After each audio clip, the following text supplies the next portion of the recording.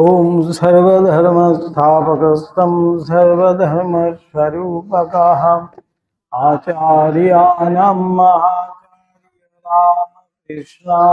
ते नमः। गुरु भाव ও মথুরানাথ। এবার আমরা গুরু ভাব নিয়ে আলোচনা করছিলাম। আজকে এইখানটা এসছি মথুরানাথের কাছে ঠাকুরের গুরু ভাব কিভাবে প্রকাশিত, বড় ফুল ফুটতে দেরি লাগে ইত্যাদি, মথুরের সহিত ঠাকুরের অদ্ভুত সম্বন্ধ, মথুর কিরূপ প্রকৃতির লোক ছিল, এগুলো তার উপরের মধ্যে দিয়ে আমরা, অর্থাৎ মথুরের মধ্যে থেকে মধুরকে সামনে রেখে যেন ঠাকুরের গুরু ভাব এটা আমরা দেখতে পাব। পূর্বেই বলিয়াছি, আচ্ছা, অন্ততে কথয়িষ্যামি দিব্যা আত্মবিভূতয়ঃ প্রাধান্যতঃ কুরুশ্রেষ্ঠ নাস্তন্ত বিস্তরস্য মে। পূর্বেই বলিয়াছি, ঠাকুরের জীবনে গুরু ভাবের ধীর বিকাশ রানী রাসমণি ও মথুরবাবুর চক্ষের সম্মুখেই অনেকটা হইতে থাকে। ধীরে ধীরে সেটি যেন বিকশিত হচ্ছিল তাদের মধ্যেই। উচ্চাঙ্গের ভাব বিকাশ সম্বন্ধে ঠাকুর বলিতেন, বড় ফুল ফুটতে দেরি লাগে, সারবান গাছ অনেক দেরিতে বাড়ে। ঠাকুরের জীবনে অদৃষ্টপূর্ব গুরুভাবের বিকাশ হইতে বড় কম সময় ও সাধনা লাগে নাই। জন্মের থেকেই কিন্তু তার মধ্যে সেই একটু একটু আমরা দেখতে পাচ্ছি বিকাশ, কিন্তু পূর্ণরূপে গুরুভাব তার মধ্যে প্রকাশিত, সেটা কিন্তু অনেক সময় লেগেছে, অনেকটাই। 12 বৎসরব্যাপী নিরন্তর কঠোর সাধনার আবশ্যক হইয়াছিল। 12 বছরের সাধনার ফলে যেন সেই গুরুভাব ঠাকুরের মধ্যে বিকশিত হয়েছিল। সে সাধনা যথাসাধ্য পরিচয় দিবার ইহা স্থান নয়। এখানে চিৎ সূর্যের কিরণমালায় সম্যক সমুদ্ভাসিত গুরুভাব রূপ কুসুমটির সহিত আমাদের বিশেষ সম্বন্ধ, তাহার কথাই বিশেষ করিয়া বলিয়া যাইব। তবে ওই ভাব বিকাশের কথা পূর্বাবধি শেষ পর্যন্ত বলিতে যাইয়া প্রসঙ্গক্রমে কোনো কোনো কথা আসিয়া পড়িবে, সাধনার কথাও হয়তো আসবে। মথুরবাবুর সহিত ঠাকুরের সম্বন্ধ এক অদ্ভুত ব্যাপার।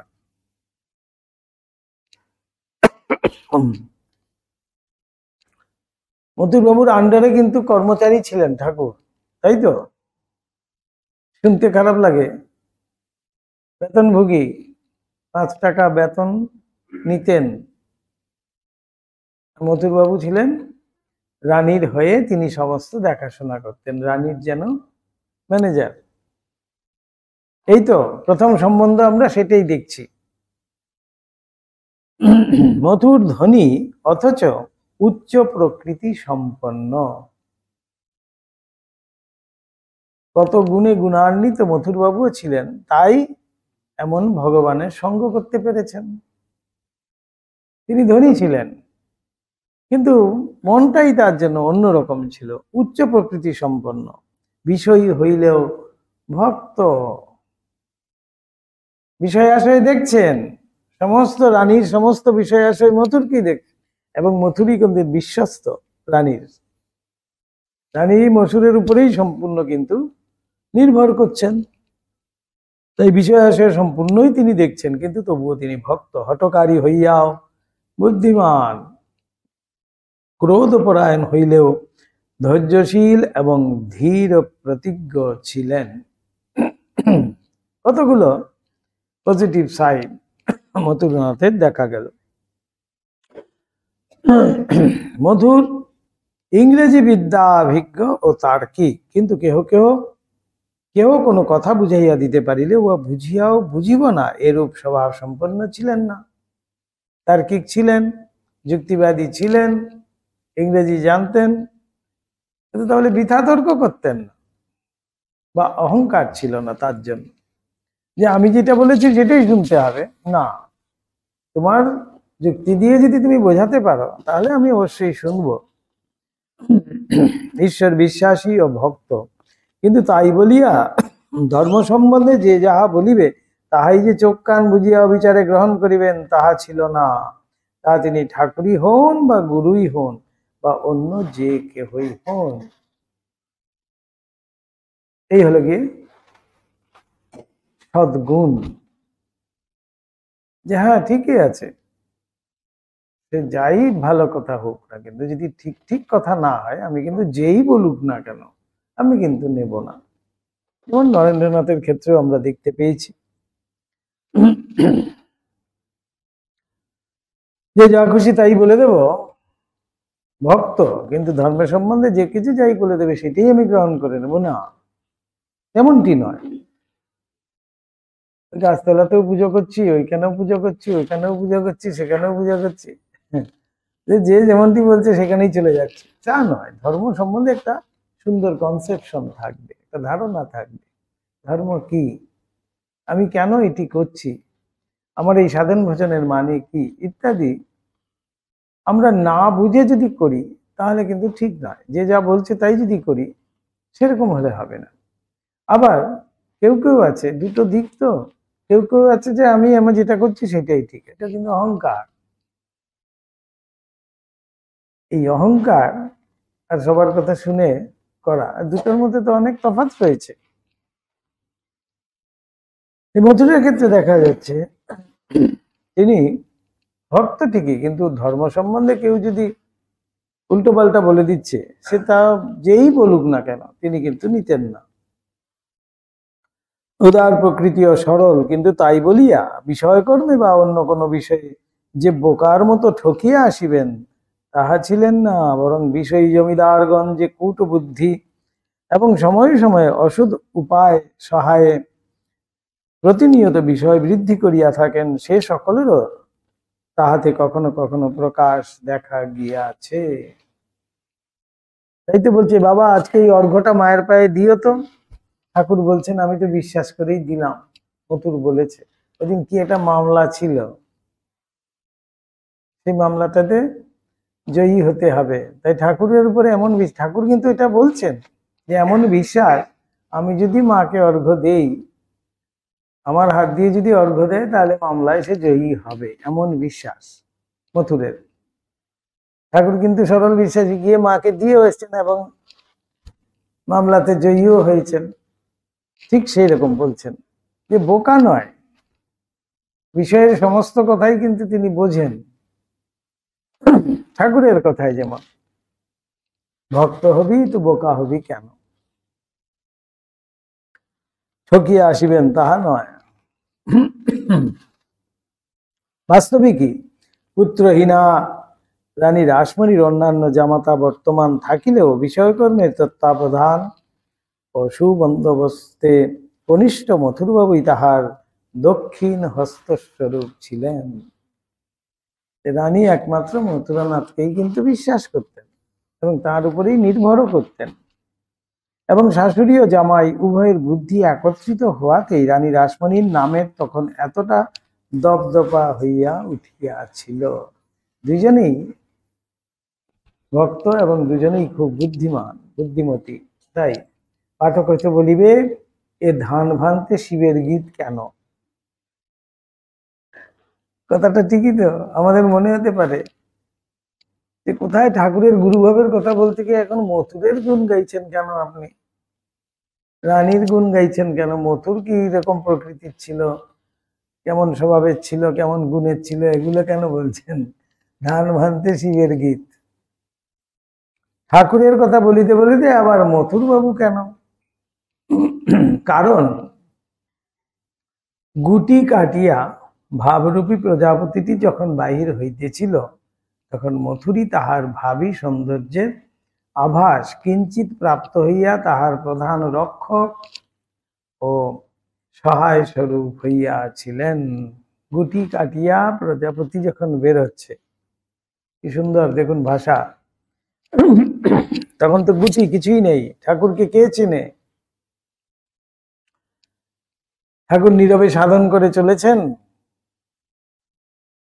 কিন্তু সেই সময় ঠাকুরকে যে যত্নের সঙ্গে রক্ষা করা, তার সমস্ত সুযোগ সুবিধা দেখা, সেইটি একমাত্র কিন্তু মথুরানাথ করেছিলেন। এই মথুরবাবু তাই প্রথম ঠাকুরের কিন্তু রসদদার বলা হয়, তো তিনি প্রধান রক্ষক বলা হয়। রানী রাসমণি একটা মহাশুদ্ধ পবিত্র প্রেরণায় এ অদ্ভুত চরিত্রের বিকাশ ও প্রসার উপযোগী স্থান নির্মাণ করিলেন। আর তাহার জামাতা মথুর ওইরূপ উচ্চ প্রেরণায় সেই দেব চরিত্র বিকাশের সময় অন্য যাহা কিছু প্রয়োজন হইল তৎসমস্ত যোগাইলেন। সব জোট পাট বন্দোবস্ত।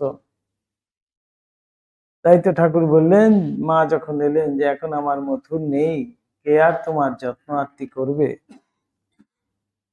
ঠাকুর এতটা নির্ভর করতেন মথুরের উপরে। অবশ্যই কথা আমরা এখন এতদিন পরে ধরিতে পারিতেছি, তাহারা উভয়ে কিন্তু এই বিষয়ের আভাস কখনো কখনো কিছু কিছু পাইলেও ওই সকল কার্য যে কেন করিতেছেন তাহা হৃদয়ঙ্গম করিতে পরেও যে সম্পূর্ণ সক্ষম হইয়াছিলেন তাহা বোধ হয় না। মায়ের দ্বারাই পরিচালিত, মাই তো সব ব্যবস্থা করেছেন। রানীসমণির মন্দিরই বলুন, ঠাকুরকে এখানে নিয়ে আসাই বলুন, আর মথুরবাবুকে এখানে এনে ঠাকুরের সহায়ক রূপে, রক্ষক রূপে প্রেরণ করাই বলুন, সবই তো ভবতারিণী করে রেখেছেন।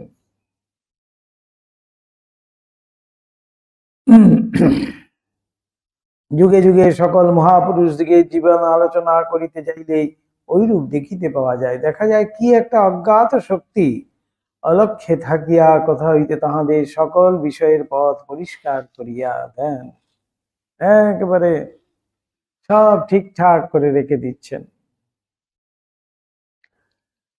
সকল সময়ে সর্বাবস্থা তাহাদের সর্বতভাবে রক্ষা করেন। অপর সকল ব্যক্তির শক্তিকে নিয়ন্ত্রিত করিয়া তাহাদের অধীনে আনিয়া দেন। অথচ ওই সকল ব্যক্তি জানিতেও পারেন না যে তাহারা নিজে স্বাধীনভাবে প্রেমে বা ওই সকল দেবচরিত্রের উপর বিদ্বেষে যাহা করিয়া যাইতেছে তাহা তাহাদেরই জন্য, তাহাদেরই কার্যে সহায়ক হইবে বলিয়া, তাহাদেরই গন্তব্য পথে বাধা বিঘ্নগুলি সরাইয়া তাহাদের ভিতরের শক্তি উদ্দীপিত করিবে বলিয়া। আর মানুষ বহুকাল পরে উহা বুঝিতে পারিয়া অবাক হইয়া থাকে। কৈকেয়ী শ্রীরামচন্দ্রকে বনে পাঠাইবার ফল দেখো, বসুদেব দেবকীকে কারাগারে রাখিয়া কংসের আজীবন চেষ্টার শেষ দেখো,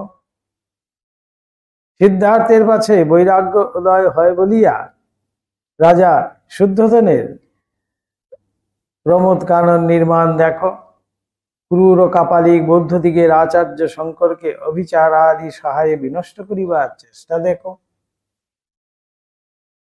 রাজপুরুষ আদি সহায়ে শ্রী চৈতন্যের প্রেম ধর্ম প্রচারের বিদ্বেষ ও বিপক্ষতা আচরণের ফল দেখো। আর দেখো মহামহিম ঈশাকে মিথ্যা অপরাধে নিহত করিবার ফল। সর্বত্রই উল্টা বুঝিলু রাম। সব কিন্তু উল্টা। যতই তোমরা চেষ্টা করে যাও না কেন, একটা অজ্ঞাত শক্তি তাদেরকে সব সময় কিন্তু রক্ষা করে চলেছে। অথচ মহাপরাক্রান্ত বুদ্ধিমান বিপক্ষ ও স্নেহ পরবশ স্বপক্ষকুল কূটনীতি ও বিষয়বুদ্ধি সহায়ে চিরকালই অন্যরূপ ভাবিয়া অন্য উদ্দেশ্যে কার্য করিয়াছে এবং ভবিষ্যতেও ভাবিতে ও করিতে থাকিবে। তবে শ্রীমদ্ ভাগবত প্রভৃতি গ্রন্থ সকলে যেরূপ লিপিবদ্ধ আছে, শত্রুভাবে ওই ঐশী শক্তির উদ্দেশ্য ও গতিবিধির বিষয়ে সম্পূর্ণ অনভিজ্ঞ থাকিয়া যাইতে হয়। আর ভক্ত শ্রদ্ধা ভক্তির সহিত ওই ঐশী শক্তির অনুগামী হইয়া কখনো কখনো উহার কিছু কিছু হৃদয়ঙ্গম করিতে পারে, এই মাত্র।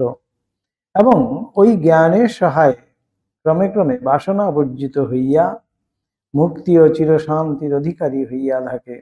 মথুরবাবুর ক্রিয়াকলাপও শেষ ভাবের হইয়াছিল। ঠাকুর বলছেন তো, আবার কোনো কারুর ঘরে কোথাও গিয়ে রাজা টাজা হয়ে জন্মাবে। ভগবানের সঙ্গ করেছেন, ভগবানের সেবা করেছেন, তবু কিন্তু মুক্তি নাই। আবার রাজা টাজা হয় পুণ্য কর্মের জন্য, আবার ধনী ঘরেই তার জন্ম হবে। ঠাকুর বলছেন। আবার ঠাকুর দেখতে পাচ্ছেন মথুরকে নিয়ে যাচ্ছে। ভগবানরা সব অবতার পুরুষ দিকের জীবনেই যে কেবল এই দৈবী শক্তির খেলা দেখিতে পাওয়া যায় তাহা নহে, তবে তাহাদের জীবনে উহার উজ্জ্বল খেলা সহজে ধরিতে পারি আমরা অবাক হই এই পর্যন্ত। নতুবা আপন আপন দৈনন্দিন জীবন এবং জগতের ব্যবহারিক জীবনের ইতিহাসের আলোচনা করিলেও আমরা ওই বিষয়ে যত সামান্য প্রকাশ দেখিতে পাই। বহুদর্শিতা বা মানব জীবনের বহু ঘটনার তুলনায় আলোচনায় ইহা স্পষ্ট বোঝা যায় যে মানব ওই দৈবী শক্তির হস্তে সর্বক্ষণই ক্রীড়া পুত্তলি স্বরূপ হইয়া রহিয়াছে। আমরা প্রত্যেকেই কিন্তু যে ভগবানের কৃপায় আমার হচ্ছে সেটা আমরা কিন্তু অনেক পরে বুঝতে পারি। যেমন খুব ধনী ব্যক্তি একজন, তাকে যদি বলা হয় বাহ ভগবান কত কৃপা করেছেন আপনাকে, শিক্ষা দীক্ষা পড়াশোনা পয়সা উপার্জন ঘর বাড়ি সব আপনার হয়ে গেছে, কিন্তু সে যদি অহংকারী হয় সে কি বলবে ভগবান এখানে কি করেছেন, সব তো আমি করেছি, আমি কষ্ট করে পড়াশোনা করলাম, আমি কষ্ট করে পয়সা রোজগার করলাম, আমি কষ্ট করে বাড়ি বানালাম, আমি কষ্ট করে পয়সা জমিয়ে রেখেছি, এখানে ভগবান কি করেছেন। যেই একটা মার খায় তখনই বলে এই ভগবান কি করলে, আর তখন বলছেন ভগবান করেছে। দুটোই যে ভগবানের কৃপা সেটা আমরা মানতে পারি না। তাই বলছেন ক্রীড়া পুত্তলিকা বৎ, তার হাতের মুঠোয় আমরা আছি, আমরা মানতেই পারি না। এই মুহূর্তে আমি হ্যাঁ বলছি, সেই মুহূর্তে আমার না হয়ে যেতে পারে। আমি আজ রাত্রিবেলা শুয়ে কাল সকালে উঠবো কিনা আমি জানি না, এত আনসার্টেনিটি বলা হয়। সার্টেনলি আমি তো বলতে পারি না, তবু আমাদের আশা। আমি কিন্তু গত 5 বছরের হয়তো আগামী 5 বছর 10 বছরের সব প্ল্যান করে রেখেছি। আগামীকাল উঠবো কিনা ঠিক নাই। তাহলে ক্রীড়া পুত্তলিকা নয়, আমি সম্পূর্ণভাবে তার হাতের পুত্তলিকা। আমি কিছুই জানি না, পুরো আনসার্টেন জীবন আমার, তবু তাহার উপরে নির্ভর করে আছি বলেই কিন্তু আমি খুব আনন্দে আছি। তিনি আমাকে যেভাবে রাখছেন তার হাতেই আছি আমি, এটাকেই বলা হচ্ছে পূর্ণ শরণাগতি। এই ঠাকুর দেখুন বারবার সেই কথাটি বলছেন আমাদের, আমি তো কিছু জানি না, আমার মা সব জানেন। বালকের মতো মায়ের উপরে সম্পূর্ণ নির্ভরশীল, মায়ের অনুগত। আমি কিছু জানি না, আমি তো কিছু বলি না বাপু, মা যা বলান তাই আমি বলি, এতটুকু অহংকার নেই।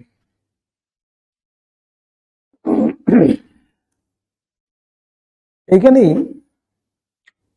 অবতার পুরুষ দিকের জীবনে সেই সাধারণ মানব জীবনের ঐরূপ সৌসাদৃশ্য থাকাটাও কিছু বিচিত্র ব্যাপার নহে, কারণ তাহাদের অলৌকিক জীবনাবলী ইতর সাধারণের জীবন গঠনের ছাঁচ স্বরূপ।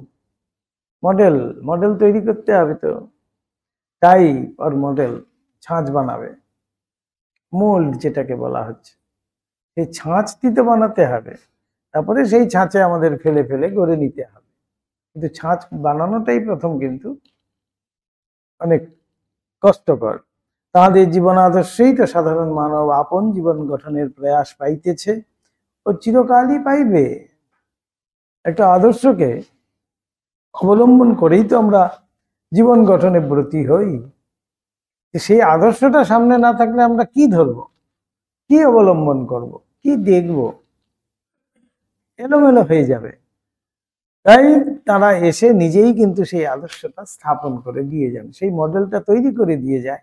সেই মডেলটার মধ্যে আমি এবার আমার ফেললাম আর তুললাম, ছাঁচে ফেলো আর তোলো। দেখো না, নানা জাতি নানা ভাবের সম্মিলন ভূমি বিশাল ভারত জীবন, রাম কৃষ্ণ চৈতন্য প্রভৃতি কয়েকটি মহাপুরুষ কেমন অধিকার করিয়া বসিয়া আছেন। এক একজনের এক একটি আদর্শ, এক একটা মডেল যেন তৈরি করে গেছে। কিন্তু খুব ভালো করে দেখতে গেলে একই ছাঁচ।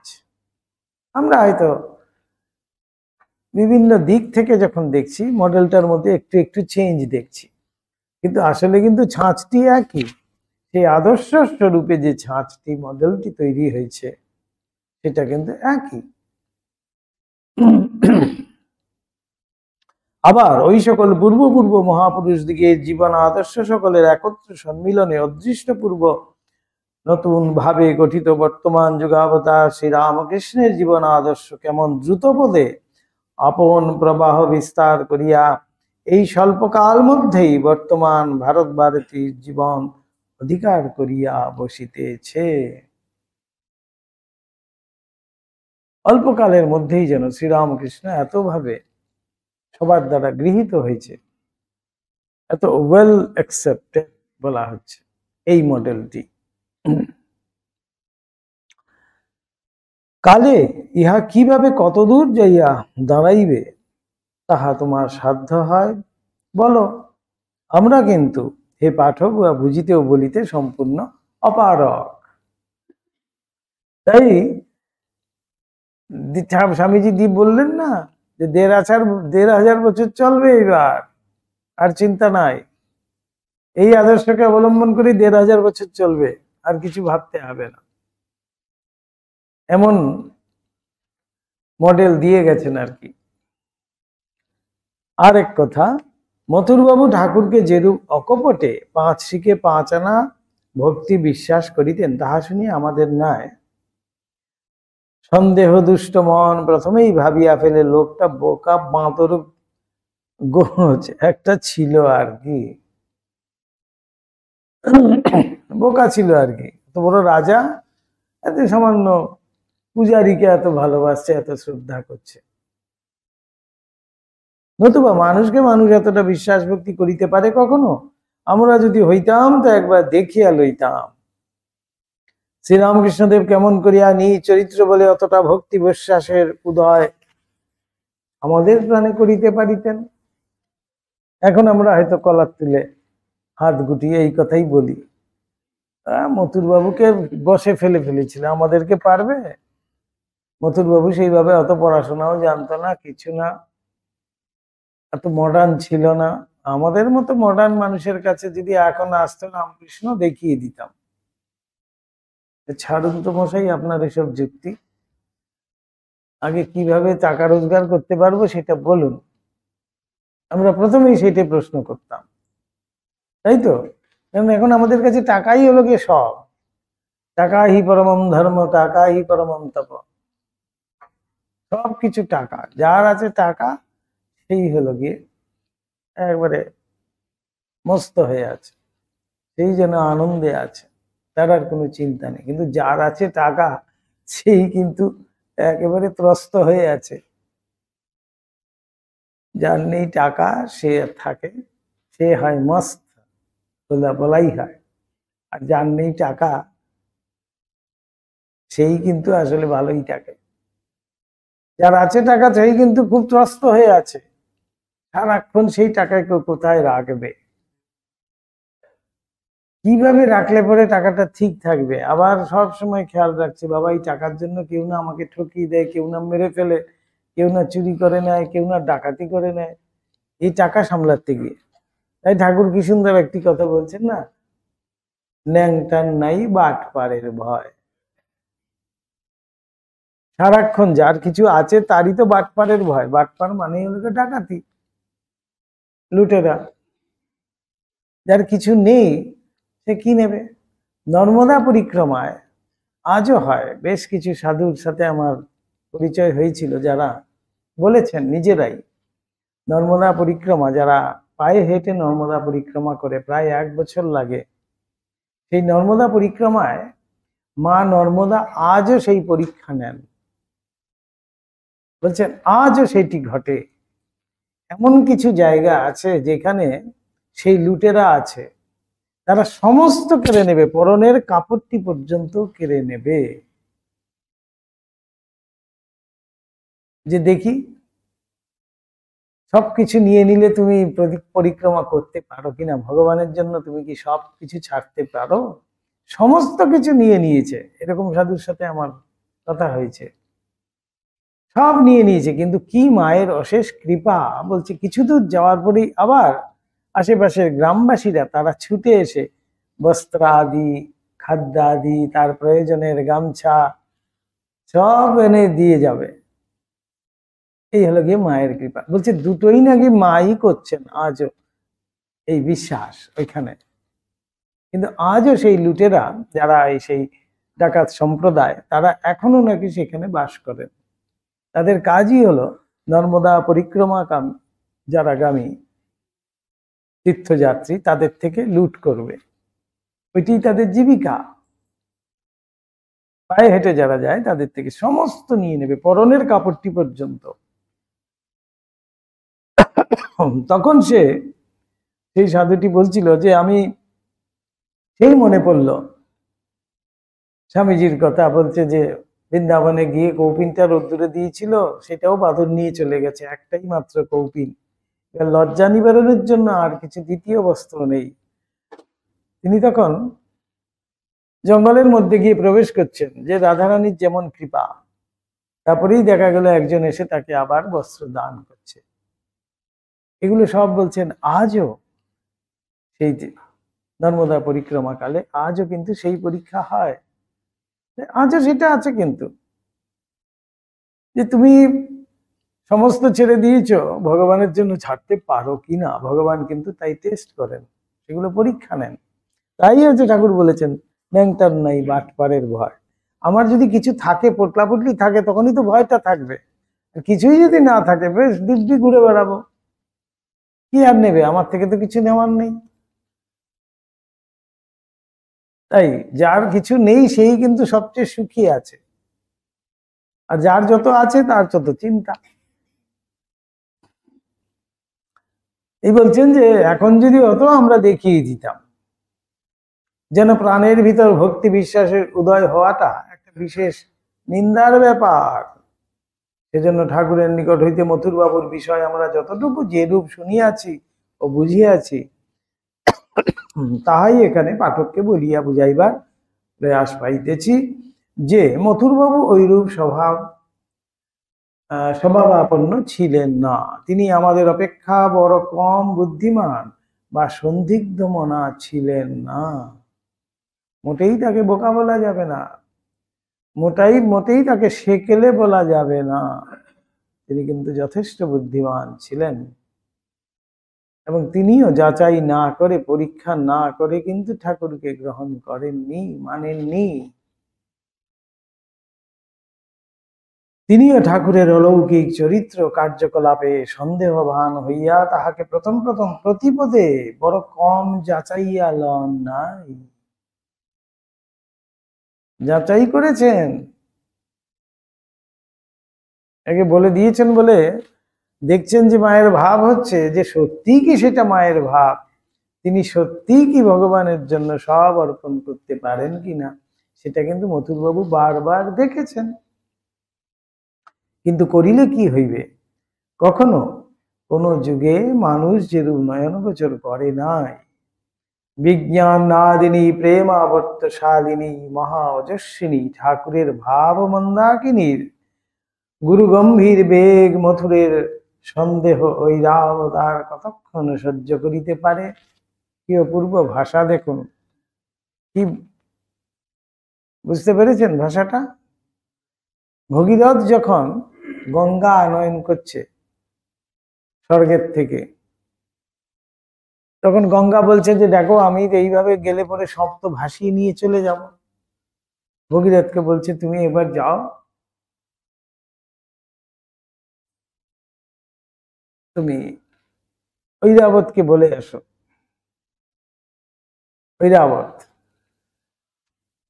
ঐরাবত বলছে হ্যাঁ ঠিক আছে। অর্থাৎ গঙ্গা আসবেন, একটা পাথর চাপা আছে, তো সেই পাথরটি তো সরাতে হবে। সেই পাথরটি না সরানো পর্যন্ত গঙ্গার উদ্গম হচ্ছে না। একমাত্র সেই ঐরাবতের মধ্যে সেই শক্তি আছে। তো ঐরাবতকে কি তুমি বলো এরকম এরকম। তখন ঐরাবত বলছে, হ্যাঁ বেশ, আমি সরিয়ে দেব, কিন্তু গঙ্গা আমাকে বিয়ে করতে হবে। এবার ভগীরথ ভাবছে, বাবা এটা আরেক সমস্যা, এত সব কন্ডিশন করলে আমি তো গঙ্গাকে নিয়েই যাওয়া যাবে না। গঙ্গার কাছে আবার এলেন ভগীরথ, এসে বলছেন, মা এরকম বলছেন। বলছে, বেশ বেশ, তুমি বলো। গঙ্গা রাজি আছে। ঐরাবত মহা আনন্দের সঙ্গে সেই পাথরটা যেই সরিয়েছে, গঙ্গায় এমন স্রোত, এমন ধারা বইছে, ভগীরথকে পর্যন্ত ঐরাবতকে পর্যন্ত ভাসিয়ে নিয়ে চলেছে। ঐরাবত হাবুডুবু খাচ্ছে, এমন প্রতাপশালী ঐরাবত, তাকে পর্যন্ত ভাসিয়ে নিয়ে চলেছে গঙ্গার এমন স্রোত। তখন সেই সুর তুলে তুলে খালি ঐরাবত বলছে, আরে রক্ষা করো রক্ষা করো। বলছে, মা গঙ্গা রক্ষা করো। বলছে, কি বললে? মা গঙ্গা রক্ষা করো, হ্যাঁ মনে রেখো বলে তারপরে আবার ঐরাবতকে পাশে সরিয়ে দিল। আর বিয়ে করতে হলো না তো, মা গঙ্গা বলেছে, মা গঙ্গা রক্ষা করে যেই বলেছে, গঙ্গা এবার জিজ্ঞেস করছে, কি বললে? বলছে, হ্যাঁ। যে তখন পাশে সরিয়ে তারপরে সেই ঐরাবত আর কতক্ষণ সেই ধারাকে ধরে রাখতে পারে? ঐরাবতের কি সেই ক্ষমতা আছে?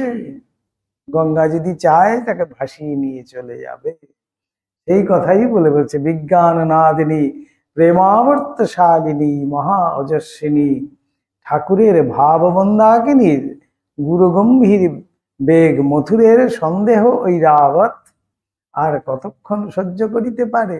কি সুন্দর তুলে দিয়েছেন একটি লাইনের মধ্যে শরৎ মহারাজ, ভাষার মধ্যে দিয়ে পুরাণের গল্প পর্যন্ত। অল্পকালেই খলিত হয়ে গেল, অল্পকালেই। ঐরাবত আর দাঁড়াতে পারলেন না, ঐরাবত ভাসিয়ে নিয়ে গেল, ঐরাবতকেও দাঁড়াতেই পারল না। বলছেন, সেই সন্দেহ, সন্দেহ ঐরাবত, মথুরের সন্দেহ ঐরাবতও কিন্তু দাঁড়াতে পারলো না বেশিক্ষণ। মথিত ধ্বস্ত বিপর্যস্ত হইয়া চিরকালের মতো কোথায় ভাসিয়া গিয়াছিল। তাই মা গঙ্গা ভগীরথকে বলেছিলেন, হ্যাঁ গিয়ে বলো আমি রাজি আছি। গঙ্গা তো জানেন কি করতে হবে। তো সব যেন সেইভাবেই ঐরাবতের মতো খলিত, মথিত, ধ্বস্ত বিপর্যস্ত হয়ে গেল চিরকালের মতো। কাজেই সর্বতভাবে পরাজিত মথুর তখন আর কি করিতে পারেন? অনন্য মনে ঠাকুরের শ্রীপদে শরণ লইয়াছিল। অতএব মথুরের কথা বলিলেও আমরা ঠাকুরের গুরু ভাবেরই কীর্তন করিতেছি, এটা বলতেই তো হয়। এত সব কথা ঠাকুরের সেই গুরুভাব আলোচনা করতে গিয়ে কিন্তু এত সব কথা আসছে। ঠাকুরের সরল বালক ভাব, মধুর প্রকৃতি এবং সুন্দর রূপে মথুর প্রথম দর্শনে তাহার প্রতি আকৃষ্ট হন। সেই চাঁদনির ঘাটে তিনি শিব ঠাকুর বানিয়ে শিব পুজো করছিলেন। মথুর গিয়ে তার সেই সুন্দর স্ত্রী রূপ দেখছেন এবং তার যে শিল্প সেইটারও সুন্দর রূপ দেখে সেই শিব মূর্তি চেয়ে নিয়ে গিয়ে রানীকে দেখিয়েছিলেন। এই তো ঘটনা। প্রথম দিন থেকেই কিন্তু এই বালকের প্রতি একটু আকৃষ্ট হয়েই আছেন মথুরানাথ। পরে সাধনার প্রথম অবস্থায় ঠাকুরের কখনো কখনো দিব্যন্মাদ অবস্থা আসিয়া উপস্থিত হইতে লাগিল। যখন শ্রী শ্রী জগদম্বার পূজা করিতে করিতে আত্মহারা হইয়া এবং আপনার ভিতর তাহা দর্শন লাভ করিয়া তিনি কখনো কখনো আপনাকেই পূজা করিয়া ফেলিতে লাগিলেন। যখন অনুরাগের প্রবল বেগে তিনি বৈদি ভক্তির সীমা উল্লঙ্ঘন করিয়া প্রেমপূর্ণ নানারূপ অবৈধ সাধারণ নয়নে অহেতুক আচরণ দৈনন্দিন জীবনে করিয়া ফেলিয়া ইতর সাধারণে নিন্দা ও সন্দেহ ভাজন হইতে লাগিলেন, তখন বিষয়ী মথুরের তীক্ষ্ণ বুদ্ধি ও ন্যায়পরতা বলিয়া উঠিল। যাহাকে প্রথম দর্শনে সুন্দর সরল প্রকৃতি বিশিষ্ট বলিয়া বুঝিয়াছি, স্বচক্ষে না দেখিয়া তাহার বিরুদ্ধে কোনো কথা বিশ্বাস করা হইবে না। তিনি তো যানবাজারে বসে আছেন, তার কাছে খবর যাচ্ছে যে ছোট বচ্চাত সব লাটে তুলেছে, পুজো অর্চনা মায়ের সেবা সব নষ্ট হয়ে গেছে। তখন মথুরানাথ খবর পাঠালেন, আমি প্রথম দর্শনেই যার প্রতি এতখানি আকৃষ্ট, আমি স্বচক্ষে না দেখা পর্যন্ত কোনো বিধান দেব না। তাই মথুরানাথ একদিন এলেন।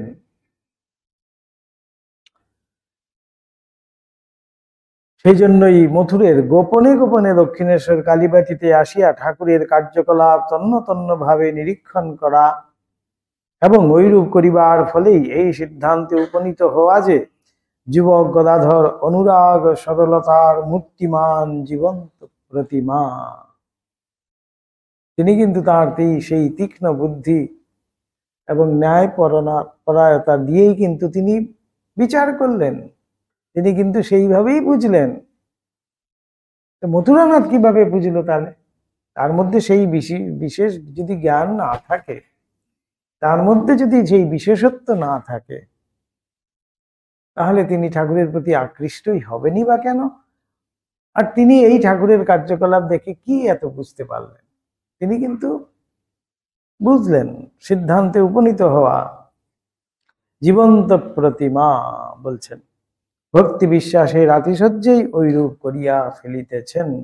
তাই বুদ্ধিমান বিষয়ী মথুরের তাহাকে বুঝাইবার চেষ্টা যে যা রয় সয় তাই করা ভালো, ভক্তি বিশ্বাস করাটা ভালো কথা, কিন্তু একেবারে আত্মহারা হইলে চলে কি? উহাতে লোকের নিন্দাভাজন তো হইতে হইবেই, আবার দশে যাহা বলে তাহা না শুনিয়া নিজের মনোমতো আচরণ বরাবর করিয়া যাইলে বুদ্ধিভ্রষ্ট হইয়া পাগল হইবার সম্ভাবনা। কিন্তু ওই সকল কথা ওই রূপে বুঝাইল মথুরের অন্তর্নিহিতা সুপ্তা ভক্তি সংসর্গ গুণে জাগরিতা হইয়া কখনো কখনো বলিয়া উঠিত। কিন্তু রামপ্রসাদ প্রভৃতি পূর্ব সাধক কুলেরও তো ভক্তিতে এই রূপ পাগলের ন্যায় ব্যবহারের কথা শোনা গিয়াছে। শ্রী গদাধরের ওইরূপ আচরণ ও অবস্থাও তো সেই রূপ হইতে পারে। তিনি এগুলো দিয়েই কিন্তু বিচার করছেন। কাজেই মথুর ঠাকুরের আচরণে বাধা না দিয়া কতদূর কি দাঁড়ায় তাহাই দেখিয়া যাইতে সংকল্প করিলেন, এবং দেখিয়া শুনিয়া পরে যাহা যুক্তিযুক্ত বিবেচিত হইবে তাহাই করিবেন, ইহাই স্থির করিলেন। বলছে কেন আমি পাগলের মতো ভাবছি? তিনি পাগল হয়ে যাবেন, লোকে নিন্দা করবেন ইত্যাদি, এগুলো তো হতেও পারে, দেখি না।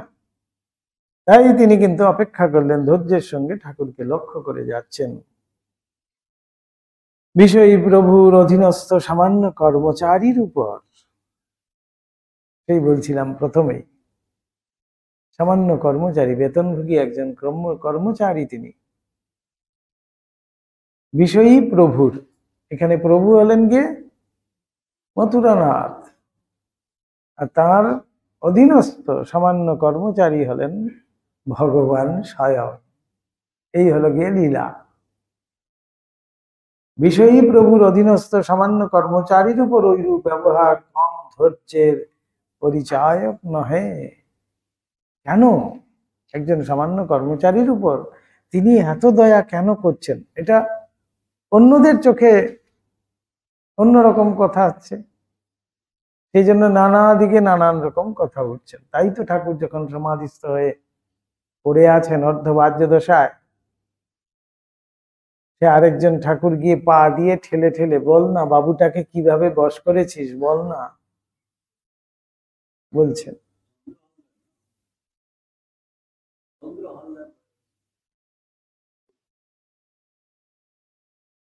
ভক্তির একটা সংক্রামিকা শক্তি আছে, ভক্তি সংক্রামিকা, ইনফেকশাস।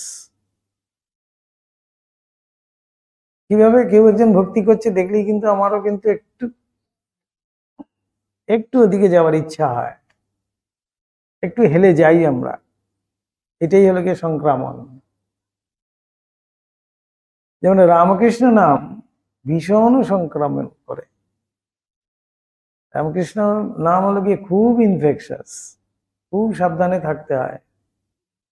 যদি একবার ধরে সেই ভাইরাস ছাড়বে না, খুব ইনফেকশাস। তাই এই ভক্তির একটা সংক্রামিকা শক্তি আছে। শারীরিক বিকাশ সকলের ন্যায় মানসিক ভাবসমূহেরও এক হইতে অন্যে সংক্রমণ আমরা নিত্য দেখিতে পাই।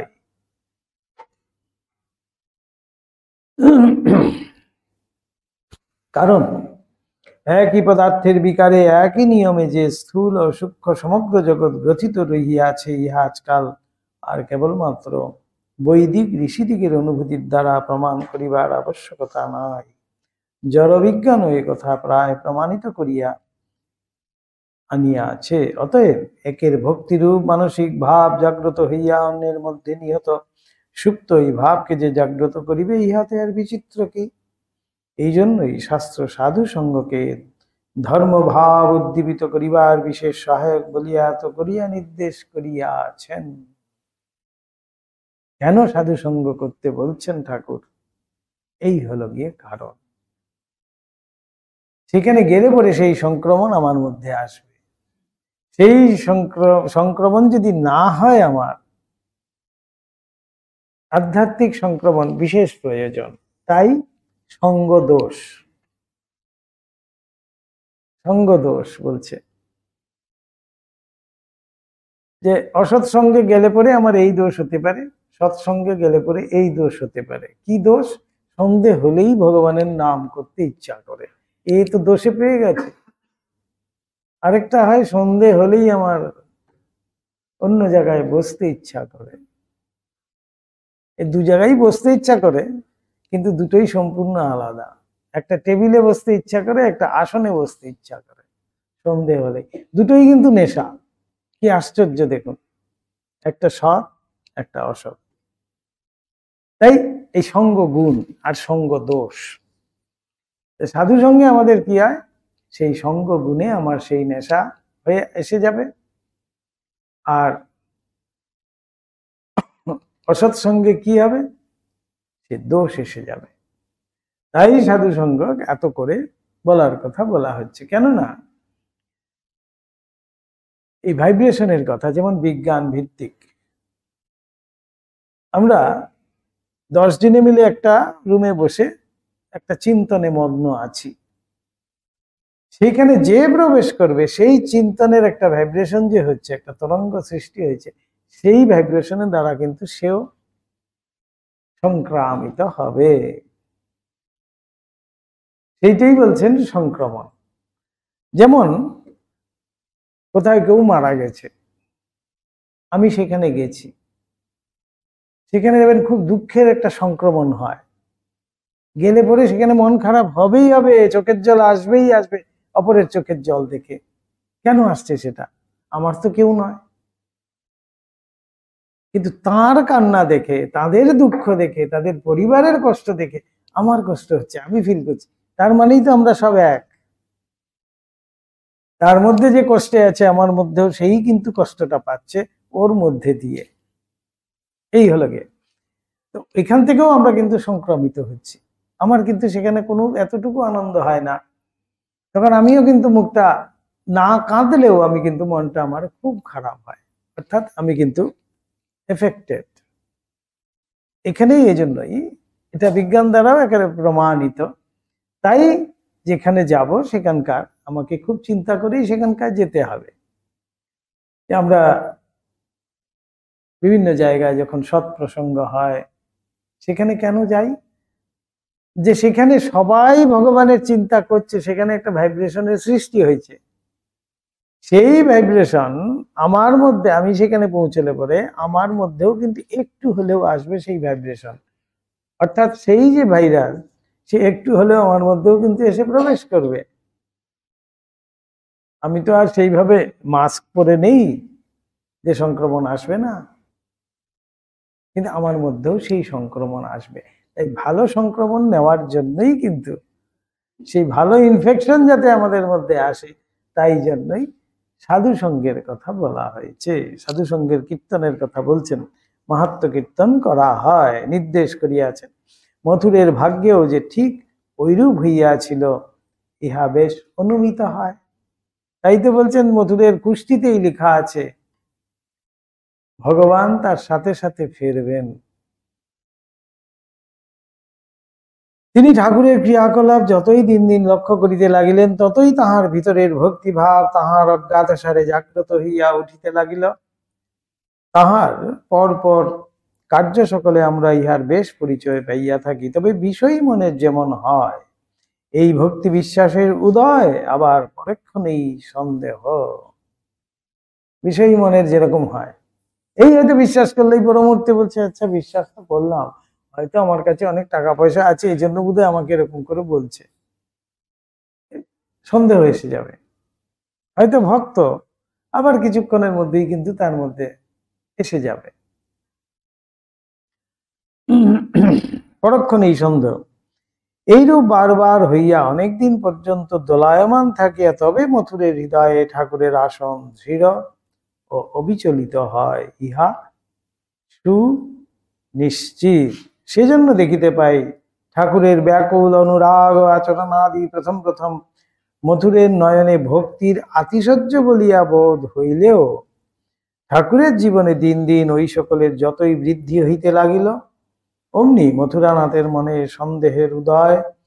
ইহার তো বুদ্ধিভ্রংশ হইতেছে না, কিন্তু এ সন্দেহে তাহার মনে দয়ারই উদয় হয় এবং সুচিকিৎসকের সহায় ঠাকুরের শারীরিক স্বাস্থ্যের উন্নতি হইয়া যাহাতে ওই সকল মানসিক বিকার প্রশমিত হয়, মথুর সেই বিষয়েই মনোনিবেশ করেন।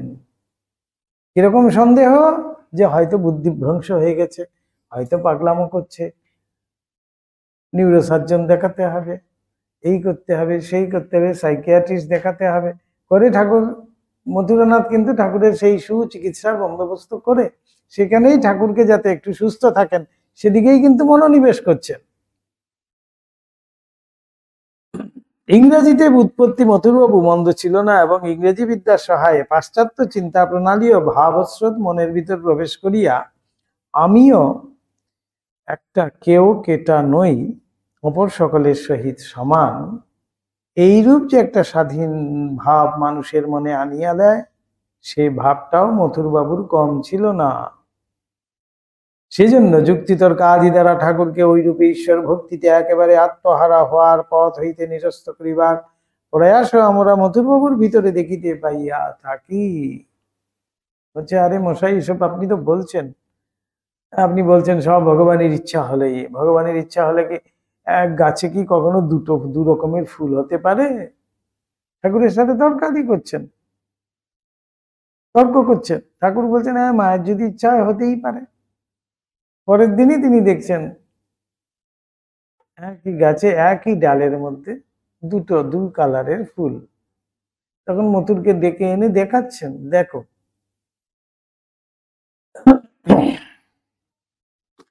কেননা মথুর তো জানতেন যে ইংরেজি পড়া, যে বিজ্ঞান আমাদেরকে তাই বলে দিয়েছে, সেটা কোনোদিনও সম্ভব নয়। ঠাকুর বলছেন যে না, বিজ্ঞানেরও উপরে আছে, আর যদি ইচ্ছা হয় হবে। এই জন্য ঠাকুরের সাথে অনেক যুক্তি তর্ক দিয়েও ঠাকুরকে বোঝানোর চেষ্টা করেছেন। দৃষ্টান্ত স্বরূপ এখানে ঠাকুর ও মথুরবাবুর জাগতিক ব্যাপারে ঈশ্বরকে সকৃত নিয়মের বাধ্য হইয়া চলিতে হয় কিনা এ বিষয়ে কথোপকথনের উল্লেখ করা যাইতে পারে। ঠাকুর বলিতেন, মথুর বলেছিল ঈশ্বরকেও আইন মেনে চলতে হয়, যে একটা ল আছে, তো সেই ল মেনে হয়তো ভগবানও চলছেন। তিনি যা নিয়ম একবার করে দিয়েছেন তা রদ করবার তাঁরও ক্ষমতা নেই। আমি বললুম, ও কি কথা তোমার? যার আইন ইচ্ছে করলে সে তখনই তা রদ করতে পারে বা তার জায়গায় আর একটা আইন করতে পারে। যার আইন সেই তো, তিনি এই জগৎ বানিয়েছেন, তিনি এই জগতের সমস্ত নিয়ম করেছেন। তিনি ইচ্ছা করলে আবার জগৎকে উল্টেও দিতে পারেন, সমস্ত নিয়ম এদিক ওদিক করে দিতে পারেন। বললে লাল ফুলের গাছে লাল ফুলই হয়, সাদা ফুল কখনো হয় না, এটা নিয়ম। এটা ভগবান নিয়ম করে দিয়েছেন, তো সেই নিয়ম কখনো ভাঙতে পারবেন না। সেখানেই ঠাকুর বলেছিলেন, হ্যাঁ, তার যদি ইচ্ছা হয় নিশ্চয়ই হতে পারে। আমি বললুম তিনি ইচ্ছে করলে সব করতে পারেন, তাও করতে পারে। সে কিন্তু ও কথা নিলে না। তারপর দিন জাউতলার দিকে শৌচে গেছি, দেখি যে একটা লাল জবা ফুলের গাছে একই ডালে দুটো ফেঁকড়িতে দুটো ফুল, একটা লাল একটি ধবধবে সাদা, এক ছিটেও লাল দাগ তাতে নেই। কত সূক্ষ্মভাবে ঠাকুর বলছেন, এক ছিটেও লাল দাগ কোথাও নেই। দেখি ডালটি শুদ্ধ ভেঙে এনে মথুরের সামনে ফেলে দিয়ে বললাম, এই দেখো। তখন মথুর বললে, হ্যাঁ বাবা, আমার হার হয়েছে। এই একটা একটা করে তার সন্দেহগুলো দূর হচ্ছে। এইরূপে শারীরিক বিকারেই যে ঠাকুরের মানসিক বিকার উপস্থিত হইয়া ঐরূপ ভক্তির আতিশয্য রূপে প্রকাশ পাইতেছে। কখনো কখনো এ বিশ্বাসে মথুর যে তাহার সহিত নানা বাদানুবাদ করিয়া তাহার ওই ভাব ফিরাইবার চেষ্টা করিতেন, ইহা আমরা বেশ বুঝিতে পারি। হচ্ছে ওগুলো কিছু নয়, তুমি এগুলো চিন্তা করছো, এগুলোকে এই করে কিন্তু ঠাকুরকে অনেক বোঝাতেন মথুর। এইরূপে কতক কৌতূহলে কতক ঠাকুরের ভাব বিল্লহলতাটা শারীরিক রোগ বিশেষ মনে করিয়া দয়ায় এবং কখনো কখনো ঠাকুরের ঐরূপ অবস্থা ঠিক ঠিক ঈশ্বর ভক্তির ফল ভাবিয়া বিস্ময় ভক্তিপূর্ণ হইয়া বিষয়ী মধু তাহার সহিত ক্রমে ক্রমে অনেক কাল কাটাইতেন এবং তাহার বিষয়ে অনেক চিন্তা ও আন্দোলনও যে করিতে থাকেন ইহা স্পষ্ট বুঝা যায়। আর স্থির নিশ্চিন্তই বা থাকেন কি রূপে? ঠাকুর যে নবানুরাগের প্রবল প্রবাহে নিত্যই এক এক নতুন ব্যাপার করিয়া বসেন। এক এক দিন এক একটা জিনিস তো ঠাকুর দেখাচ্ছেন। আজ পূজার আসনে বসিয়া আপনার ভিতরে শ্রী শ্রী জগন্মাতা দর্শন লাভ করিয়া পূজার সামগ্রী সকল নিজেই ব্যবহার করিয়াছেন। যা, মায়ের পায়ে ফুল দিতে গিয়ে নিজের মাথায় ফুল, মাকে খাওয়াতে গিয়ে মায়ের সাথে কথা বলছেন, ও আমি আগে খাবো তারপরে তুই খাবি, বলছে বেশ। ওই বেদির উপরে চড়ে তারপরে নিজে একটু মুখে দিলেন, তারপরে সেই এটোই আবার মাকে খাওয়াচ্ছে। এইসব দেখে তো সবাই দেখছে যে অনাচার, তো অনাচার ছাড়া আর কিছু নয়, পাগল হয়ে গেছে। নবানুরাগের বলছেন, নবানুরাগের এক একটা ঘটনা এক এক দিন হচ্ছে। নিজের পূজার সামগ্রী সকল নিজেই ব্যবহার করিয়াছেন। কাল 3 ঘন্টা কাল ধরিয়া শ্রী শ্রী জগন্মাতার আরতি করিয়া মন্দিরের কর্মচারীদের ব্যতিব্যস্ত করিয়া তুলিয়াছেন। 3 ঘন্টা যদি কাসর বাজাতে হয়, সেই কর্মচারীর কি অবস্থা হবে? বলবে, ধূত তৈরি এই পুরোহিত, এই পূজারীকে আগে বের করো। বেশ 10 মিনিটে এসে পুজো করবে, তারপরে আমরা প্রসাদের পোটলা পোটলা নিয়ে বাড়ি চলে যাব। এইরকম না করে এই 3 ঘন্টা ধরে আরতি করছে, এ কেমন তোর পুরোহিত, তাই না? যেমন এখন কত জায়গায় দেখতে পাই চণ্ডী পাঠ হচ্ছে, 20 মিনিটে নাকি চণ্ডী পাঠ হয়ে যায়। এক জায়গায় গেছিলাম, সে আর কিছুতেই চণ্ডী পাঠ শুরু করছে না। বললাম, আপনি করুন না, করুন, আমি একটু শুনবো বলেই তো বসলাম। কিছুতেই আর শুরু করছে না, খালি এটা গুছোচ্ছে, ওটা গুছোচ্ছে, সেটা করছে, সেটা করছে। তারপরে যখন দেখলো যে তার আরেক জায়গায় আছে, তো এইসব আমাকে ফাঁকি দিতে গিয়ে এখন তো বিপদে পড়েছে। তো দেখলাম এই কিছু করলো না, খালি প্রথম অধ্যায় করলো আর নারায়ণী স্তুতি যেটা একাদশ অধ্যায় করলো, করে দিয়ে ব্যাস চিৎকার করে করে হয়ে গেছে চণ্ডী পাঠ। এমনও তো হয়, সেই সব পুরোহিত সবারই কিন্তু পছন্দ। 3 ঘন্টা ধরে বেরবার করছে বসে বসে, কিছু বুঝতেও পারছে না। সেখানে ভক্তরা বলবে যে দূর, এ পণ্ডিত বড় লম্বা চোরা পণ্ডিত, একে দিয়ে হবে না, আমাদের ওই শর্টকাটের পণ্ডিতই ভালো। এলো, একটু চুপ করে ছেড়ে দিয়ে চলে গেল, এটা বেশ আনন্দের। তাই 3 ঘন্টা ধরে আরতি করেছে, ব্যতিব্যস্ত করে দিয়েছে কর্মচারীদের। পরশু ভগবান লাভ হইল না বলিয়া ভূমে গড়াগড়ি দিয়া মুখ ঘষাইতে ঘষাইতে এমন ব্যাকুল ক্রন্দন করিয়াছেন যে চারিদিকে লোক দাঁড়াইয়া গিয়াছে। এইরূপে এক এক দিনের এক এক ব্যাপারের কত কথাই না ঠাকুরের নিকট আমরা শুনিয়াছি। একদিন শিব মন্দিরে প্রবেশ করিয়া ঠাকুর মহিম্ন স্তোত্র পাঠ করিয়া মহাদেবের মহিম্ন স্তব করিতে লাগিলেন। পাঠ করিতে করিতে ক্রমে যখন এই শ্লোকটি আবৃত্তি করিতে লাগিলেন, তখন একেবারে অপূর্বভাবে আত্মহারা হইয়া পড়িলেন। অসিতগিরি সমংসাদ কজ্জলম সিন্ধু পাত্রে সুরতরুবর শাখা লেখনী পত্রমূর্বি লিখতি যদি গৃহীত্বা শারদা সর্বকালম তথাপি তদপি তব গুণানামীশ পারণ্য জাতি। হে মহাদেব, সমুদ্র, এটাকে পুষ্পদন্ত, সমস্ত মহিম্ন স্তোত্র লেখার পরে পুষ্পদন্ত এই কথাটি লিখলেন। হে মহাদেব, সমুদ্র গভীর পাত্রে, সেই সমুদ্র হলো গিয়ে দোয়াত, আর কল্পবৃক্ষের শাখা হলো গিয়ে লেখনী, আর আকাশ হলো গিয়ে কাগজ, আর লেখছে কে? মা শারদা সরস্বতী। তবুও তোমার গুণের কথা লিখে শেষ করা যাবে না। অনন্ত বোঝাতে গিয়ে এইসব বোঝানো হচ্ছে। অসিতগিরি সমংসাদ কজ্জলম সিন্ধু পাত্রে সুরতরুবর শাখা লেখনী পত্রমূর্বি লিখতি জবি গৃহীত্বা শারদম সর্বকালম তদপি তব গুণানামীশম পারম জাতি। শ্লোকটি পড়িতে পড়িতে ঠাকুর শিবমহিমা হৃদয়ে জ্বলন্ত অনুভব করিয়া একেবারে বিল্লল হইয়া স্তবের সংস্কৃত পরপর আবৃত্তি করা প্রভৃতি সকল কথা একেবারে ভুলিয়া গিয়া চিৎকার করিয়া কেবলই বারবার বলিতে লাগিলেন, মহাদেব গো, তোমার গুণের কথা আমি কেমন করে বলবো। তাই কাশীপুর উদ্যান বাড়িতে গিরিশ যখন বললেন নতজানু হয়ে যে ব্যাস বাল্মীকি যার হত্যা করতে পারেনি, আমি আর তার কি বলতে পারি, এই কথাটুকু বলা মাত্রই ঠাকুর কিন্তু সমাধিস্থ হয়ে গেলেন।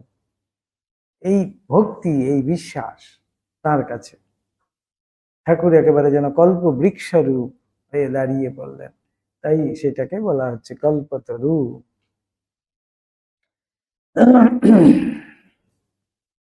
এইখানে তিনি শিব ঠাকুর গো, তোমার গুণের কথা আমি কেমন করে বলবো। আর তাহার গণ্ড বাহিয়া দরদরিত ধারে নয়নাশ্র বিরাম বক্ষে এবং বক্ষ হইতে বস্ত্র ভূমিতে পড়িয়া মন্দির তল সিক্ত করিতে লাগিল। কত জলের অশ্রুধারা দেখুন, প্রথমে বক্ষ, তারপরে বস্ত্র, তারপরে মন্দির তল পর্যন্ত ভিজে গেছে। কতখানি জলের ধারা আসলে পরে এতটা হয়। সে ক্রন্দনের রোল পাগলের ন্যায় কত কত বাক্য অদৃষ্ট পূর্ব আচরণে ঠাকুর বাড়ির ভৃত্য কর্মচারীরা চতুর্দিক হইতে ছুটিয়া আসিয়া উপস্থিত হইল এবং ঠাকুরকে ঐরূপ ভাবাপন্ন দেখিয়া কেহ বা অবাক হইয়া শেষটা কি হয় দেখিতে লাগিল। কেহ বা ও ছোট ভচ্চাদের পাগলামি, আমি বলি আর কিছু, আজ কিছু বেশি বাড়াবাড়ি দেখছি।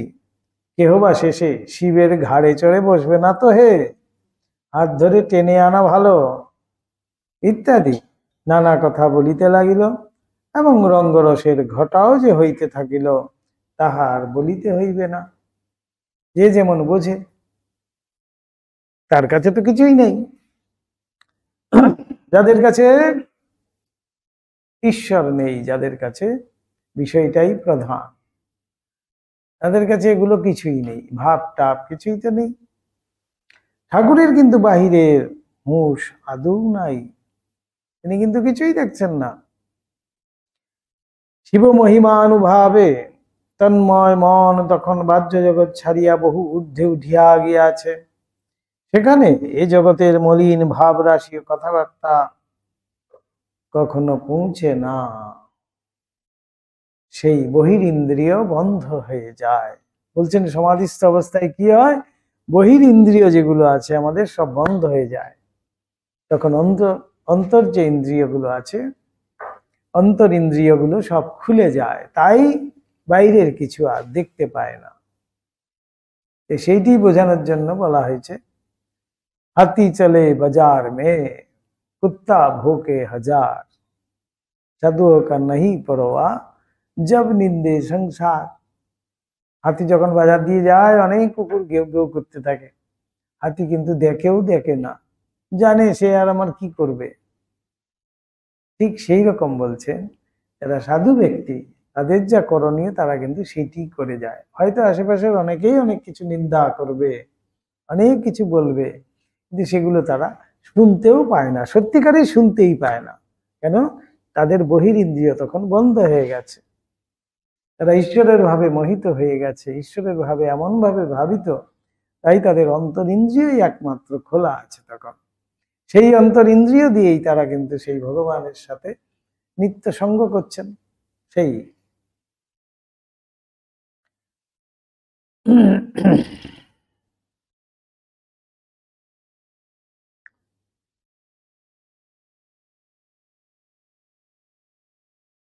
সেখানে এ জগতের মলিন ভাবরাশি ও কথাবার্তা কখনো পৌঁছে না। কাজেই কে কি ভাবিতেছে, বলিতেছে বা ব্যঙ্গ করিতেছে, তাহা তাহার কানে যাইবে কি রূপে? যাবেই না কানে। মথুরবাবু সেদিন ঠাকুর বাড়িতে, তিনিও ওই গোলমাল ভট্টাচার্য মহাশয়কে লইয়া শুনিতে পাইয়াই সেখানে উপস্থিত হইলেন। কর্মচারীরা সসম্ভ্রমে পথ ছাড়িয়া দিল। মধুরবাবু আসিয়াই ঠাকুরকে ওই ভাবাপন্ন দেখিয়া মুগ্ধ হইলেন। মথুর কিন্তু এতটুকু ব্যঙ্গ করলেন না। তখনকার সময় ইংরেজি জানা লোক, বিজ্ঞান মনস্ক, তিনি কিন্তু ঠাকুরের যে ভাব হয়েছে সেটা কিন্তু বুঝতে পারছেন। এটাই কিন্তু ঠাকুরের সঙ্গগুণ, তার মানসিকতা এবং ঠাকুরের সঙ্গগুণ দুটোর দ্বারা পরিপুষ্ট হয়ে তার মধ্যে সেই তরঙ্গের সৃষ্টি হয়েছে। এই বোধটুকু তার মধ্যে এসছে। ঠাকুরকে কিন্তু সেই শুদ্ধভাবেই তিনি দেখতে পেলেন ঠাকুরের ভাব।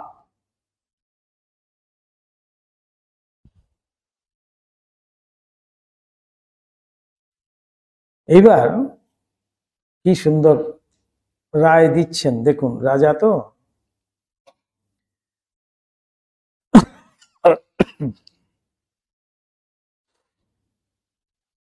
কর্মচারীরা সসম্ভ্রমে পথ ছাড়িয়া দিল। মথুরবাবু আসিয়া ঠাকুরকে ওই ভাবাপন্ন দেখিয়া মুগ্ধ হইলেন, এবং ওই সময়ে কোনো কর্মচারী ঠাকুরকে শিবের নিকট হইতে বলপূর্বক সরাইয়া আনার কথা কহায় বিশেষ বিরক্ত হইয়া বলিলেন, যাহার মাথার উপর মাথা আছে সেই যেন এখন ছোট বচ্চাজ মহাশয়কে স্পর্শ করিতে যায়। রাজ আদেশ, কার ঘাড়ে দুটো মাথা আছে যাও দেখি। এমন কড়া আদেশ দিলেন যে এরকম তোমাদের কথাবার্তা, যে তাকে হাত ধরে টেনে নামিয়ে আনবে, যাও, যার ঘাড়ে দুটো মাথা আছে সেই যাও, কেউ গায়ে স্পর্শ পর্যন্ত করবে না। মথুরনাথ সেখানে দাঁড়িয়ে রইলেন। কর্মচারীরা কাজেই ভীত হইয়া আর কিছু বলিতে বা করিতে সাহসী হইল না। পরে কতক্ষণ বাদে ঠাকুরের বাহ্য জগতের হুঁশ আসিল, এবং ঠাকুর বাড়ির কর্মচারীদের সহিত মথুরবাবুকে সেখানে দণ্ডায়মান দেখিয়া বালকের ন্যায় ভীত হইয়া তাহাকে জিজ্ঞাসা করিতে লাগিলেন, আমি বেসামাল হয়ে কিছু করে ফেলেছি কি? বালক স্বভাব, ছোট্ট বালকের মতো তিনি যেন ভীত। ঠাকুর ভীত হয়ে জিজ্ঞেস করছেন, আমি কি বেসামাল হয়ে কিছু ভুল কাজ করে ফেলেছি যে তোমরা সব এখানে দাঁড়িয়ে আছো? সেই জন্য কি করুণ দৃশ্য দেখুন। মথুরও তাহাকে প্রণাম করিয়া বলিলেন, না বাবা, তুমি স্তব পাঠ করছিলে, পাছে কেহ না বুঝিয়া তোমায় বিরক্ত করে, তাই আমি এখানে দাঁড়িয়েছিল। কি সুন্দর সান্ত্বনা বাক্য, যেমন ছোট্ট বালককে প্রবোধ দেয়, তেমনটি যেন মথুরবাবু ঠাকুরকে বলছেন যে তুমি স্তব পাঠ করছিলে, তোমাকে যাতে কেউ বিরক্ত না করে, তাই আমি এখানে দাঁড়িয়েছিলাম। এত সব যে গন্ডগোল হয়েছে কিচ্ছু বললেন না।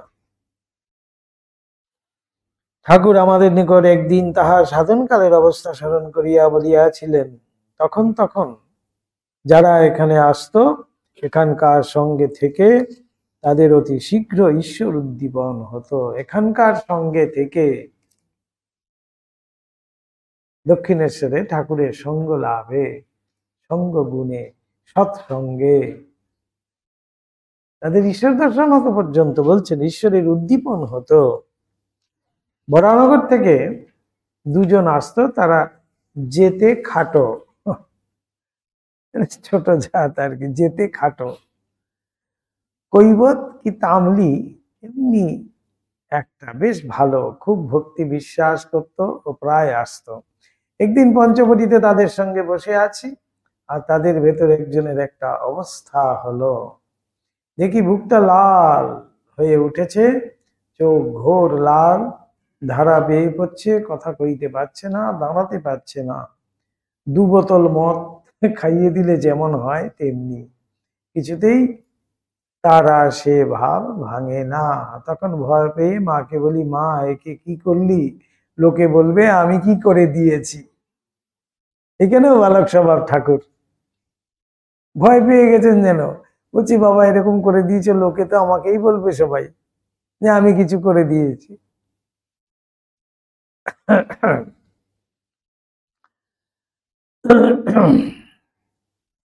ওর বাপ টাপ সব বাড়িতে আছে, এখনই বাড়ি যেতে হবে, তার বুকে হাত বুলিয়ে দিই আর মাকে ওই রকম বলি, তবে কতক্ষণ বাদে একটু ঠান্ডা হয়ে বাড়ি যায়। এইসব এত সব ঘটনা সেখানে হচ্ছে। ঠাকুরের জ্বলন্ত জীবনের সংস্পর্শে মথুর বাবুরও যে ঐরূপ একটা অদ্ভুত অবস্থার এক সময় উদয় হইয়া তাহার বিশ্বাস ভক্তি সহস্রগুণে বর্ধিত হইয়া উঠে, ইহা আমরা ঠাকুরের শ্রীমুখ হইতে শুনিয়াছি। সর্বদাই আপন ভাবে বিভোর ঠাকুর একদিন তাহার ঘরের উত্তর পূর্ব কোণে যে লম্বা বারান্দাটি পূর্ব পশ্চিমে বিস্তৃত আছে, তথায় আপন মনে গোঁ ভরে পদচারণ করিতেছিলেন।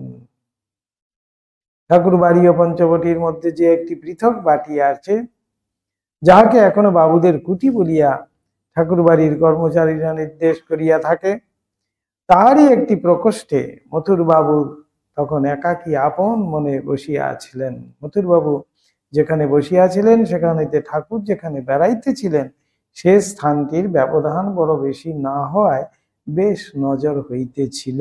এখনো কিন্তু সেই জায়গাটুকু খালি আছে। কুটি বাড়ির থেকে যেখানে মথুর বাবু বসেছিলেন, প্রথম ঢুকেই হাতের বাঁ দিকের যে রুমটি আছে সেইখানে মথুর বাবু আরাম কেদারায় বসেছিলেন, আর ঠাকুর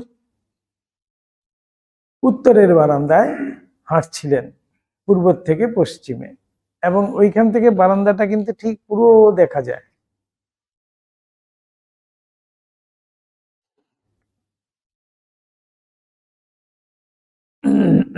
বেশি না হয় বেশ নজর হইতেছিল। কাজেই মথুরবাবু কখনো ঠাকুরের ঐরূপ গোঁ ভরে বিচরণ লক্ষ্য করিয়া তাহার বিষয়ে চিন্তা করিতেছিলেন, আবার কখনো বা বিষয় সম্বন্ধীয় এ কথা সে কথা মনে মনে আন্দোলন করিয়া ভবিষ্যৎ কার্যপ্রণালী নির্ধারণ করিতেছিলেন। মথুরবাবুর যে বৈঠকখানায় বসিয়া ঠাকুরকে মাঝে মাঝে ওইরূপে লক্ষ্য করিতেছেন, ঠাকুর তাহা আদৌ জ্ঞাত ছিলেন না। মথুরবাবু যে সেখান থেকে তাকে দেখে যাচ্ছেন সেটা কিন্তু ঠাকুরও জানেন না। ঠাকুর আপন ভাবে কিভাবে কখন থাকেন, তিনি গোঁ ভরে হাঁটছেন। গোঁ ভরে হাঁটা মানেই হলো গিয়ে একভাবে হাঁটছে।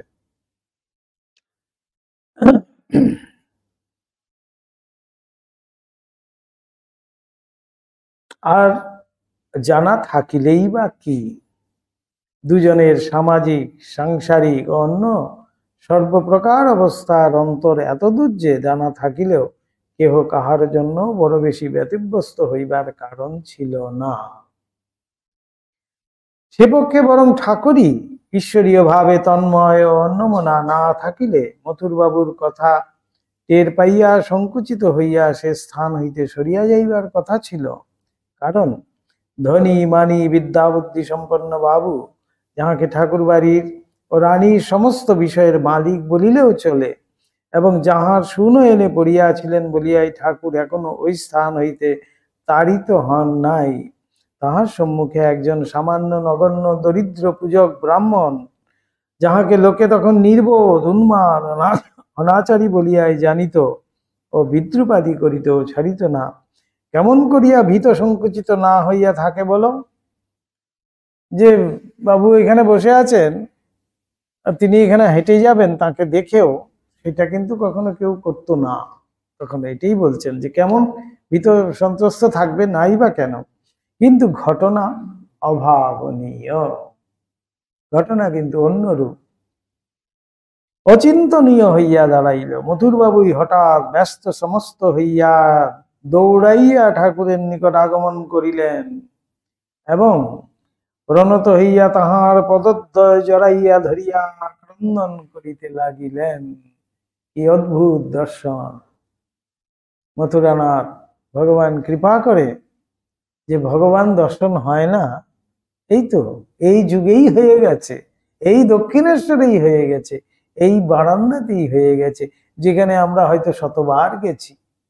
সেইখানেই ভগবান আবির্ভূত হয়েছিলেন, ভগবানকে দেখেছেন, সশক্তিক ভগবান, শিব কালী দুজনকে। হয় না কে বলেছে?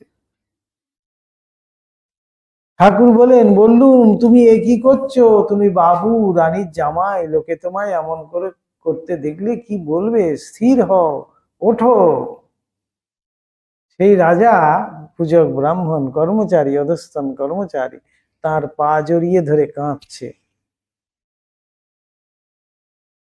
এমন দৃশ্য আর কি। তাই ঠাকুর বলছেন তুমি রাজা, লোকে দেখলে, তোমার অন্যান্য কর্মচারীরা দেখলে কি বলবে? স্থির ওঠো। সে কি তা শোনে? তারপর ঠান্ডা হয়ে সকল কথা ভেঙে বললে। অদ্ভুত দর্শন হয়েছিল। বললে বাবা, তুমি বেড়াচ্ছ আর আমি স্পষ্ট দেখলুম যখন এদিকে এগিয়ে আসছো, দেখছি তুমি নাও আমার ওই মন্দিরের মা। এরকম ভাবুন। আর যেই পেছন দিকে ওদিকে যাচ্ছ, দেখি কি যে সাক্ষাৎ মহাদেব।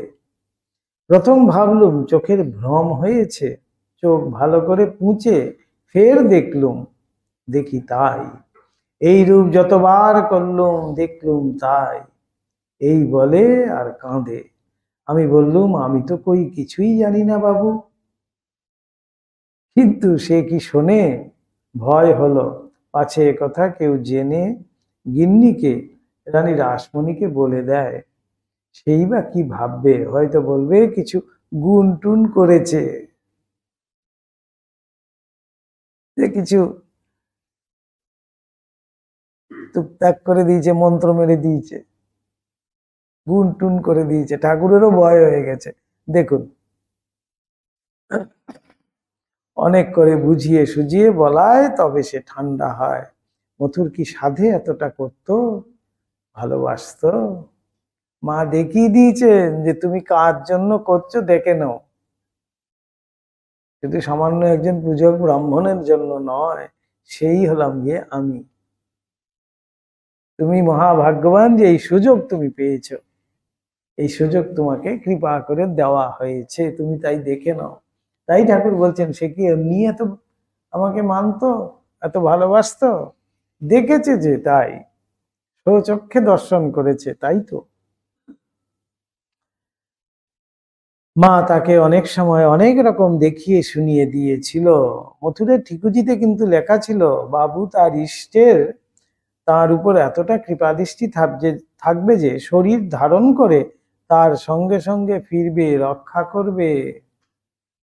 তার ঠিকুজিতেও রয়েছে মথুরামাতে যে তার ইষ্ট দেবতা তার সাথে সাথেই থাকবেন শরীর ধারণ করে। কি পরম সৌভাগ্য সেটি বলা হচ্ছে। এখন হইতে মথুরের বিশ্বাস অনেকটা পাকা হইয়া দাঁড়ায়। এই শিব আর কালী দেখার পরে হয়তো মথুরের পাকা হয়েছে বিশ্বাসটা।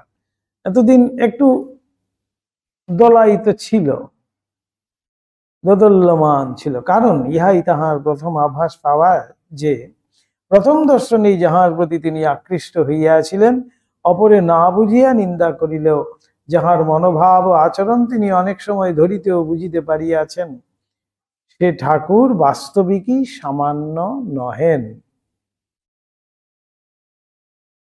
জগদম্বা তাহারই প্রতি কৃপা করিয়া ঠাকুরের শরীরের ভিতরে সাক্ষাৎ বর্তমান রহিয়াছেন। এই সময় হইতে তাহার মনে হয় মন্দিরের পাষাণময়ী বা শরীর ধারণ করিয়া তাহার জন্ম পত্রিকার কথা মতো তাহার সঙ্গে সঙ্গে ফিরিতেছেন।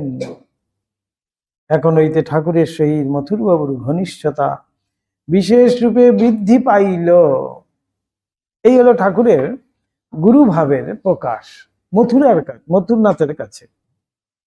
মথুরনাথ সন্দেহ যুক্ত ছিলেন এতদিন, কিছুতেই তিনি সেটা বিশ্বাস করতে পারছিলেন না যে সত্যি কি, ভাবে কি ঈশ্বর চিন্তা করলে কি এরকম হয়, ভগবত চিন্তায় কি মানুষের এমনটি হতে পারে। এই সন্দেহ নিয়েই কিন্তু তিনি ওইখানে ওই কুটি বাড়িতে বসে তিনি কখনো ঠাকুরের কথা ভাবছেন, কখনো বিষয় আশয়ের কথা ভাবছেন। ঠাকুর সেখানে হাঁটছেন, সেটাও কিন্তু তিনি লক্ষ্য করছেন কুটি বাড়ির থেকে। এই করতে করতেই ভগবান এইবার ঠিক করলেন যে এইবারই তোমাকে আমি সম্পূর্ণ বুঝিয়ে দিচ্ছি ইনি কে। ঠাকুর কিন্তু জানেনই না তিনি যে শিব হচ্ছেন আর কালী হচ্ছেন, একমাত্র মধুরনাথই কিন্তু দেখতে পাচ্ছেন। এদিক থেকে এদিকে যাচ্ছেন মা ভবতারিণী, আবার এদিক থেকে এদিকে আসছেন মহাদেব হয়ে। এইবার মথুরানাথের কাছে সম্পূর্ণ যেন নিঃসন্দেহ হলেন যে মা যে মন্দিরের যে পাষাণময়ী, তিনিই যেন বিগ্রহ ধারণ করে সেই ঠিকুজির যে লেখা সেইটি যেন এবার পূর্ণ হলো। ঠিক ঠিক এবার মানতে পারছি আমি, সেই যে আমার লেখা আছে ঠিকুজিতে, সেইটি যেন এবার তাঁরই ইষ্ট দেবতা আমার সাথে সাথে ফিরছেন। সেই থেকেই কিন্তু ঠাকুরের প্রতি সম্পূর্ণ তার সেই বিশ্বাস, শ্রদ্ধা, এবং তিনি কিন্তু ঠাকুরের শরণাগত হয়ে গেলেন। এই বাবাই সব, গুরু রূপে তাকে তিনি তখনই কিন্তু বরণ করছেন। এই হলো গিয়ে ঠাকুরের মথুরানাথের কাছে গুরু রূপে প্রকাশ। ওম নিরঞ্জনম নিত্যম অনন্ত রূপম ভক্তানুকম্পাধৃত বিগ্রহং বৈ ঈশাবতারং পরমেশমিদ্যম তম রামকৃষ্ণং শিরসা নমামः। ওম শান্তি শান্তি শান্তি। হরি ওম তৎসৎ। শ্রীরামকৃষ্ণার্পণমস্তু।